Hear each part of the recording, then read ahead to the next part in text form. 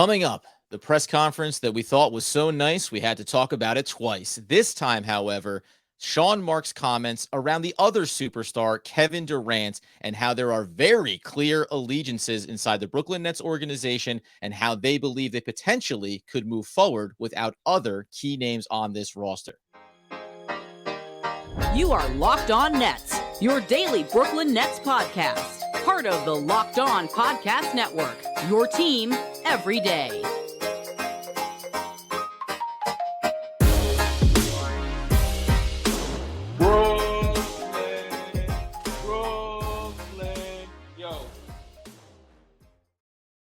Yes, sir. It's the Locked On Nets podcast right here on the Locked On Podcast Network. It's your team, the Brooklyn Nets, every single day. Over there, it's Doug Norrie, owner-operator DFSR, for all your daily fantasy sports ranking needs, FanDuel, DraftKings. He's got you covered.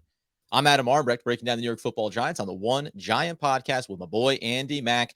We thank you for making us your first listen of the day, free on all those great platforms.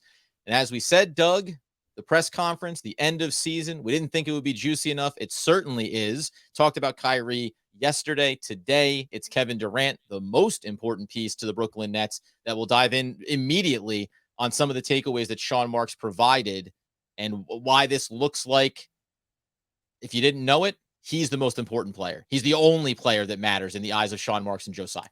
Yeah, and as it should be. I mean, he's the best player, so you need to focus on him, and you need to make. And he's under contract, so he's going to be a Net for a long time. Unless he asks out. So I don't like. It's clear why you would discuss this differently. It was funny because we did talk yesterday. We joked about how that we thought.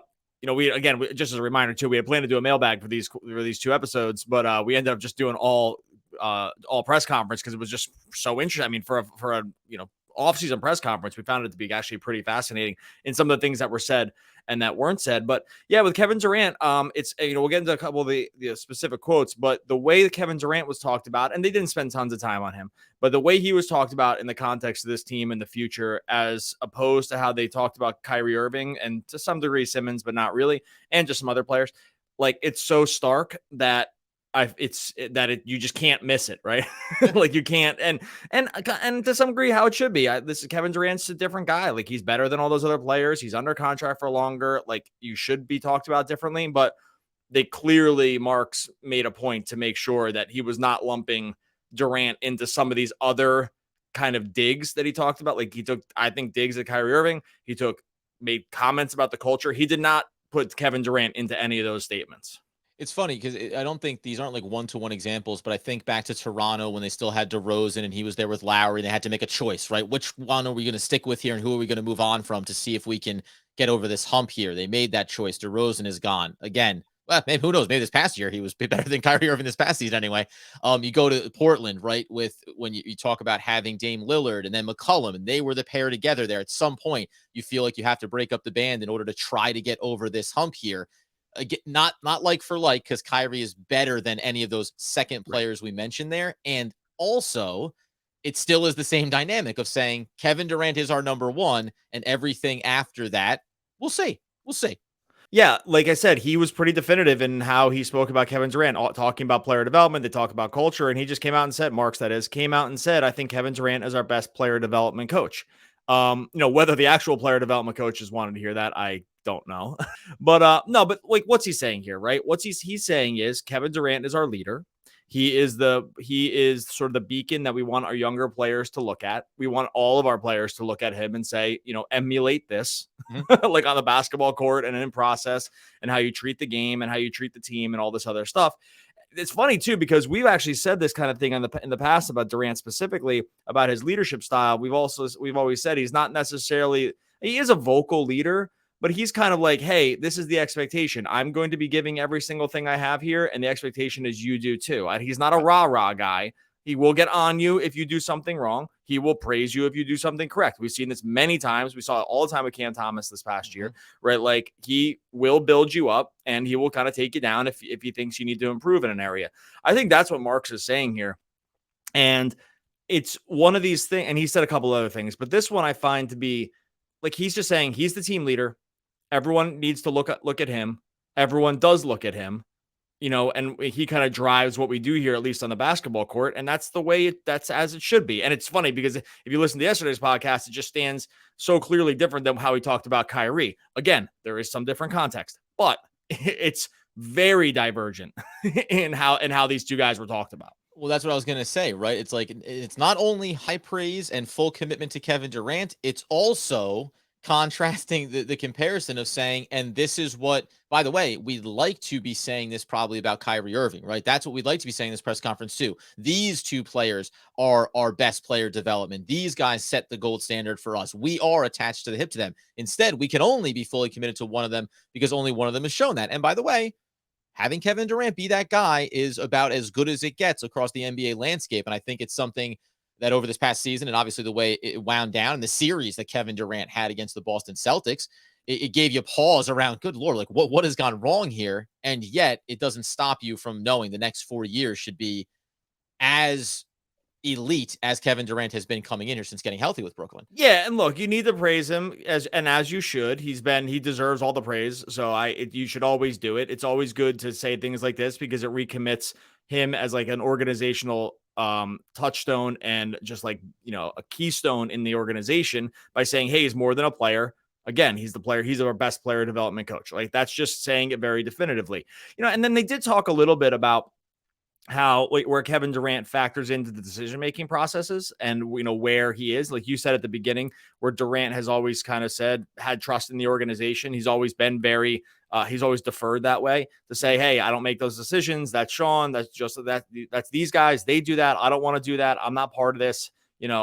Maybe he has input here and there, but he's always been very deferential, right? He's never said, again, like Kyrie's never said, I'm going to be the part-time GM too. I'll do a little point guard and part-time GM, like, just because, I got time, whatever. Or Renaissance but, man.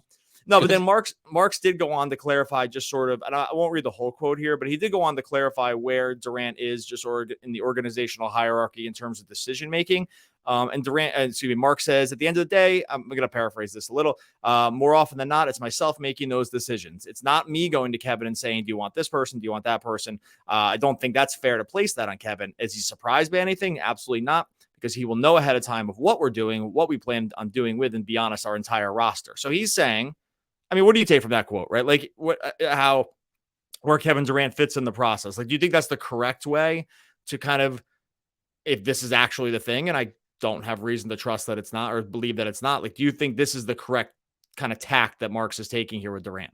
Yeah, of course. I mean, listen, unless it ever got to the point where Kevin Durant thought, hey, the product around me, the supporting cast around me isn't good enough, and I can envision it having been better, or I could have seen player X, Y, or Z coming over here. We've seen with LeBron James, right? He is as immersed in the front office decision-making and how the roster gets constructed. We've seen the successes and the failures of that. We've heard over the years in sports how the best players don't necessarily make the best coaches or make the best versions of GMs or decision-making process. So I think the one thing that it does too is you give the man his flowers. He's the best player. He's our cornerstone. And you also separate him from the disappointments of the last 3 seasons, the lack of success for this franchise, right? Because ultimately it's me. It's Sean Marks making the call here. It's Joe Tsai cutting the checks. Does Kevin Durant know who we're bringing in? Of course he does. If he told me I hate this guy, don't get him here, would we stop? Yeah, 100%. But we're not here putting it on Kevin Durant that we haven't had success. It's me, the GM, right? I'm the one that needs to put together the team here so that he can have success. Yeah, that's actually a great point, which I didn't even think about. And you're 100% correct. It is deflecting any blame away from Durant. And I, for the most part, don't think Durant should get any blame here. I think that like he's given, it's very much seemed like he's given it his all. So I don't know why you would, but I think that's a great point. The thing that's not said here that clearly is being, communicated is any roster decisions lay at my feet.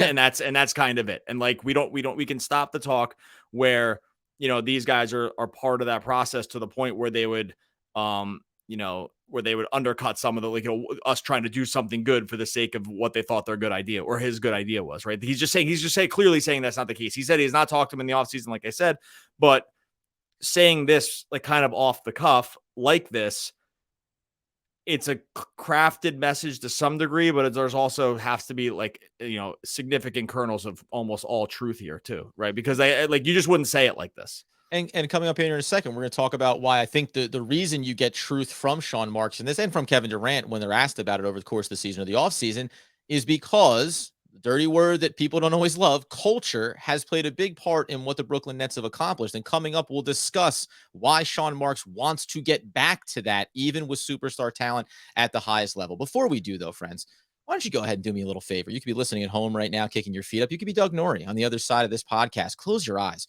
Imagine dipping your fingers into a plastic tub of birthday cake frosting. My God, sounds delicious. Sounds a little naughty. But then you open your eyes and realize it's only 150 calories and 16 grams of protein packed inside of it. That's what it's like to eat the birthday cake puffs from Built Bar. You've heard us talk about these guys all the time on the podcast. 100% real chocolate coating over top of these one-of-a-kind, first of their kind, protein-infused marshmallow bars. They're absolutely delicious. We know that you're not going to get any of those nasty additives. Good for you on the go. Throw it in your bag. Know that you're going to give yourself a nice boost of protein, nice boost of energy, and none of the regret, none of the lament. You go over to built.com right now and use promo code LOCK15. You'll get 15% off of your order. That's excuse me, for 15% off at built.com. The other one then, Doug, for us here when we're having this discussion around the Brooklyn Nets is, as I said, culture. We'll get to the quote here from Marks on this, but for me, I'm going to say it's refreshing to hear. I know that the goal is to make your team attractive enough to attract superstars and then try to win a championship.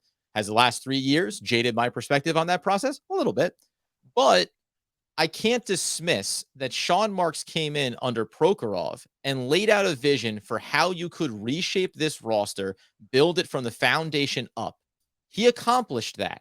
And somewhere over these last 3 years, the tenets of what were so important to this team, the identity of this team, has gotten a little muddied. There's been a lot of players in and out, a lot of veteran minimums. That happens. But the core of what this team was supposed to be built on seems to have gone by the wayside a little bit. And it's understandable after this run that Sean Marks wants that to become the focal point of what they are. Yeah, he talks a little bit about culture, and the culture isn't what it was, and admitting that whatever that sort of nebulous culture word means, he's saying it's different. I have a couple thoughts on this, and maybe they're not going to line up exactly with you on this one. Maybe we'll see. I do think so. I think what he's saying is probably correct. Like, this team is different than these teams are different than those other teams. I think just by nature of having Kevin Durant and Kyrie Irving on a team, it would change any team. So, like, I don't think most teams would not continue this like grit and grind player development, like, flipping bad contracts into good contracts and this stuff when you have these guys on the team, because your outcomes, so that's my first. Well, you can respond to that. That's my first part about that. I don't mean it's not the grit and the grind. What does that usually mean? Guys that aren't going to be superstar talents and get max contracts, they're giving everything they have. But it's just like what we said about Kevin Durant, though. He's the example setter, right? He's their best player development coach. He leads by example on the floor for the young players, for the veteran players. Everyone follows what he's showing you. If you have another player in Kyrie Irving who is not demonstrating that same thing, there's going to be some loss of the messaging from the top down. I don't mean they got to be this grit and grind hustle hustle team, but you do want to have guys that are driven, hardworking, focused, and show up, right? Like, that's a part of the culture that they want. Guys that are committed to wanting to win a championship. Even before they got the superstars, I still think that was a massive part, right? These are all the things that it takes to win a championship. Yes, the superstar talent's the last, final, most important ingredient, but these are the things that matter, and that's been lost a little bit, just as a foundational, perspective. It's like looking at the San Antonio Spurs and saying, what are they, right? They have a clear identity underneath Popovich. Will they always be championship caliber teams? Maybe not. But no matter who's there and who comes or goes, it's always the same level of expectation with that team. Yeah, so I was thinking about this. I agree. I agree with you. I agree. I do agree. I more mean that, like, sometimes things just can't help but shift when, like, the players shift. I'll frame it a different way, which I do think you're going to agree with this. So I was thinking about this today after I heard that word culture, and culture is just this word that just gets used ad nauseum to talk about the Nets. I don't know if other teams, like, fans and stuff, talk about the culture the same way, but man, I'll tell you what, Nets fans do. So, but to me, I thought culture meant, I thought teams build culture or get this tag of culture when they exceed expectations beyond what was thought they could accomplish. Like, that to me kind of started to define it. And that's how you can have a culture along different timelines, right? Like, so the Nets version of this had this because they continually exceeded expectation around what they thought they could be, right? They were this collection of sort of cast-offs and loose parts that they under Atkinson and Marks and these guys made into like a playoff team that everyone loved. You got Jared Dudley like fighting with Ben Simmons, like you got Joe Harris, you got D'Lo, all these guys, right? It was super fun to root for because they were exceeding expectations, thereby creating this kind of culture around the team. Let's go to a different team right now where I would say the culture is good. I would say a team like Milwaukee has this. Milwaukee over the last couple of years has like gone on to win a championship under a superstar that clearly is like fully bought into the team. It appears as if they are all bought in along the same lines. Maybe that now they were championship caliber, but like last year, maybe not. And they won, right? So they exceeded expectations and it unified the team. I would call that team having like a good culture around it. Like Golden State seems like this to some degree too. There's a lot of buy-in. There's a lot of team stuff. Like, you can have it. You can have a culture and be a championship expectation. It's when you don't have it, when the expectation continually falls short. And I think you will always at that point say, we don't have culture. This could be chicken or egg, by the way. You could not get it because you don't have a good culture. I get it, but I think they're tied together. Yeah, because first, I do. I agree with the way that you frame that, right? Especially when you think about the Nets specifically. When you overachieve, when all of a sudden you're making the playoffs, you go, oh, their culture of this organization is good because look at what they were accomplishing. And falling short of it begets questions. However, right now in the NBA playoffs, if the Miami Heat were to lose all of a sudden, you wouldn't look at the culture of that organization any differently than you did coming into it. The Toronto Raptors, you don't look at them any differently as they hit their ebbs and flows. The Milwaukee Bucks, like you said, if they go to the Eastern Conference Finals and lose, and the expectation was we're going to be repeat champions, and there's grades of how much you get upset over the level of success in a season, but you're not going to start to question the culture if we're using that catch-all term, right? Okay, well, I'll push back on that because I would say those examples are correct. And I maybe should have just thrown those in. Those teams, Miami specifically, and to some degree Toronto, has just a long track record of just like not sucking or having tons of issues or this other stuff, or just kind of like winning with different spare parts. So like they actually have historical buy-in around, hey, we could actually look terrible maybe for a year and no one would question it because we got 5 years of just being like just very solid with this stuff. So you can go about it. Can be a couple different things. And this is what's interesting about it too, is we happy to get a little bit broader on this, because when you think about the Brooklyn Nets this season, you think about the LA Lakers this season, when you think about, we've talked about this over the course of the season, these decisions, when you have the superstar talent comes in, when you get top heavy and you're trying to add in those supplemental parts around them, the foundation can crumble obviously a lot more quickly than when we look at the Bostons and the Miamis who've brought in big names, but they haven't done it at the highest possible level, right? So they've always managed to filter back in with young talent that comes up and is successful, and then key pieces that drop in. Even if it's just, hey, the Miami culture, why is it so good? Because they took a chance on Victor Oladipo, who all of a sudden showed up for them and played a role, right? Like, you can make just smart moves around these things. And maybe that's also from a Brooklyn Nets standpoint, you were setting this premise of what this team was, and maybe this is, I don't know, maybe my perspective is wrong. So I'll give you another example, like why maybe they're too hard on themselves too, because I think there's plenty of examples where the Nets got way more than they thought they could have. Like Bruce Brown exceeded expectations, Kessler Edwards, like they still have examples of this. It's just they just didn't win. This is the problem. Here's the other thing too, though. I was going to say, and the Nets fans going all the way back to New Jersey would also understand it from this perspective. The Brooklyn Nets, the New Jersey Nets, have not had sustained, even in the culture building. That was over the first 2.5, 3 years of Sean Marks' tenure. Then all of a sudden you were at the point of attracting superstars and you jump into this. Now, the last 3 years haven't been the success that you were hoping for. The Nets as an organization historically have not had long track records where when you miss the mark, and this is what you're saying about Milwaukee, about Miami, you don't go, well, you don't say, yeah, but we got 10 years here in the bank, right? We have 15 years, or we just know where we're going down the line here. We can always just make a little tweak. The Brooklyn Nets we built up to a pretty big swing. And if this swing doesn't work, we all have in our minds what it looked like. It's 20-win seasons, and that's only 5 years in the rear view. It's not 20 years back, right? Right. And so and this is what I mean. They don't have the top end championship, and they don't have this historical piece. When you don't have both, when you don't have either, it's going to be a slippery slope into not having it be just consistent, right? Yep. And so when you don't have, and And I'm not putting them on like these other, they're not like a bottom feeding team. They've done an amazing job. They took this thing out of the ashes. This is a team that should have been still bad based on the contract situations that they were in at the time. At the beginning of this run, this is a team that should still probably be in a rebuilding phase. They're not, because they made like A+ moves nearly all the way down the line. And it's one of frankly, it's just one of the great turnarounds of all time, even if they don't win the championship. Just the fact that they got Kevin Durant is like that alone. It makes it so that the turnaround was almost complete. But in talking about it, like this is, I think, sometimes the thing that's missed is like, you need to have one or the other. You need to have long, consistent, stable organization that like every once in a while really exceeds what people think they could have done, like get a little farther in the playoffs, win a championship, just be really good for a long time with like the same consistent players. Or you need to win the championship and buy yourself a couple years, because, and by the way, the Lakers are only 2 years out of this, and that is all gone. Like they wiped that off the map in 2 years. So it doesn't even mean it's going to always stick around. So that's the major difference. All right, I know we got other stuff to talk about here, and I want to get to this. I want to talk a little about Simmons, where he fits into this stuff as well. First, going to talk to you about our friends over at Bet Online, the number one source for all of your betting needs and sports info. Find all the latest odds, news, sports developments. Got the playoffs, got Major League Baseball, those lines every day. Big fight nights over on the weekends. NFL futures are already coming out. Rolling once the NFL season starts as well. Bet Online is your number one spot for all your wagering information. They got the live betting, like I said, the playoffs, esports. You can head on over to betonline.net. You learn about all the trends and the action. Bet Online, where the game starts.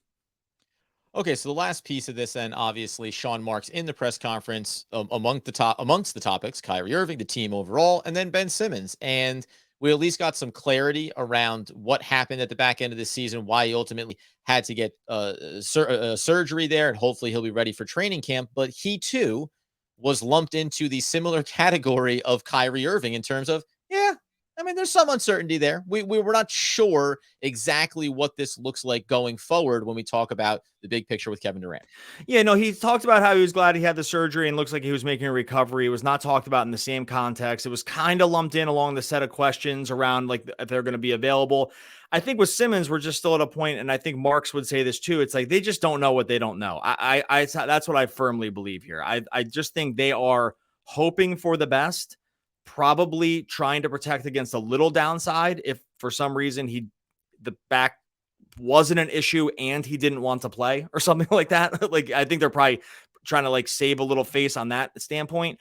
But I think just organizationally, he's not going to spend. It's like, look, you can't kill a guy that just got back surgery. So and they shouldn't. Like, he got back surgery. There's something wrong with his back. Okay, I get it, but I do think that there's probably let me put it this way. Where do you think, in their mind, do you think Ben Simmons is closer to a Kyrie question mark or a Kevin Durant certainty? Right? Like, Right. Like, is it even close? It's clearly on the uncertain side. Yeah. 100%. How could you look? By the way, I was so certain that it was on the Kyrie question mark side. I thought you were being rhetorical. Yeah, that's the problem here, right? For this offseason, and probably why we're talking about the Sean Marks and his takeaways from this press conference, and saying this is why the Kyrie questions are so critical, because we have Ben Simmons, this other question mark. Where is he going to be health-wise? Where is he going to be both physically and mentally health-wise? As we know, there's been two components of what he's gone through over the past year plus. When he gets back out on the court, how is he going to fit in with everything that we want to do here? If there's hiccups in the road for Ben Simmons, we need to know that it's as smooth sailing as possible when it comes to Kevin Durant, when it comes to Kyrie Irving. And that's where I think they do tie together, right? Sean Marks is saying, Kyrie, I need to know you're in on this, because we don't even know. We don't know what this looks like yet for Ben Simmons. There's a world where he never steps on the court for the Brooklyn Nets in some set of circumstances. And that's the unfortunate part, I guess, rounding out this whole conversation, covering these takeaways. It's like, we still end up with more questions than answers. The biggest, most important answer is Kevin Durant is our best player. Kevin Durant matters the most. Kevin Durant is under contract. And maybe that's enough, right? Maybe that's more than enough to be happy about. But everything else is, we're uncertain. We'll see. We're wondering. We don't know, right? And that's going to make for an offseason that may not see as much turnover and change as we expect, but not for a lack of desire, but just for a lack of ability to accomplish it. Yeah, look, and in thinking about this again, I probably would reframe this to say Simmons is just in his own silo. Like these three guys are just in their own different silos of how they work. Because Simmons is on a long-term contract, so you're not really negotiating with him at all. It's like he has a long-term contract and zero trade value. So or maybe not zero, but probably zero.